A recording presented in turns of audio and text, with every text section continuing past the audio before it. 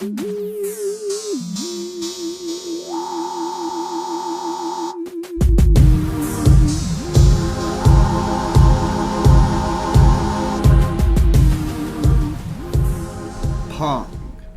Many would consider it to be the very first game ever to existed. Pong consisted of a virtual game of ping pong on your own television. Little did you know though, Pong was only the beginning. Once before Pong, there was a Computer Space, the very first video game.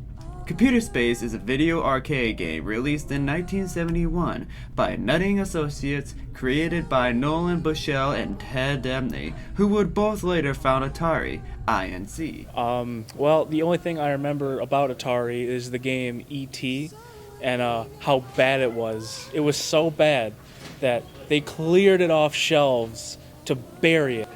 What I think about Atari is the main history of the video gaming. My dad always told me it used to be the best things ever in the 1980s and 90s, and he was right. It was awesome. The original Atari was a pioneer in arcade games, home video game consoles, and home computers. The company's products, such as Pong and the Atari 2600, helped define the electronic entertainment industries from the 1970s to the mid-1980s. The Atari was once considered to be the best source of virtual gaming. However, though, Atari was not alone.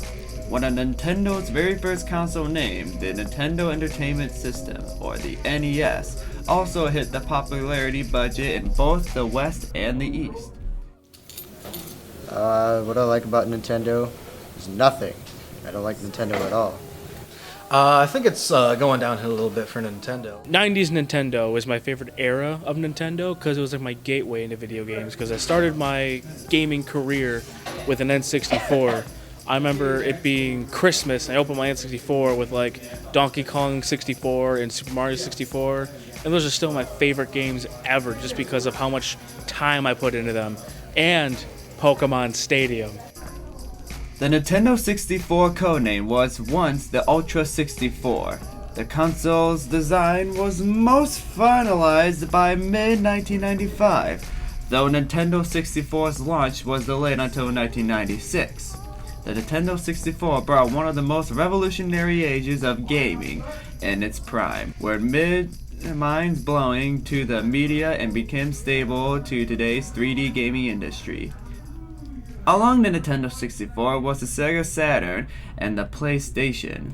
Sega released many Sonic games to date, such as the Sonic Adventure games, while Sony and their JRPG team Square Foot, soon to be Square Enix, continued to make the Final Fantasy series that was believed to be the NES. During the late 2000s, Microsoft also released one of their very first game consoles, the Xbox. Microsoft, in my opinion, is the better company because they're smarter. Before PlayStation started doing it, they had monthly subscriptions, which means they were racking in so much money from their community each month, like a lot more than PlayStation. Cutscenes in the campaign, the way you play, it's phenomenal. Microsoft's a smarter company, business decision-wise, but one thing I do like about Microsoft, specifically, is Halo. Halo is my favorite, long-running series game ever because of the campaign. The campaign's so cool. How can you not like Halo? From the Elder Scrolls to Halo to Call of Duty, their game series to this day still continues. In 2003, Sony released the PlayStation 1, which competed with the Xbox One in sales. The PlayStation released many AAA games such as Metal Gear Solid, Crash Bandicoot, and Final Fantasy 8 and 9. Now it comes to Xbox and PlayStation, it's a dream come true. PlayStation was relying solely on sales of their games and accessories, but Microsoft had a solid $25 a month from all their millions of players. So personally, I'd rather own a PlayStation any day of the week, but Microsoft's a smarter company business decision-wise. To this day, both Sony and Microsoft are still competing for the markets, bringing exclusive to both console and more. Gaming has gone to the highest of quality today. Each graphical modern game gives the best quality of imagery, story, and even artistic gameplay.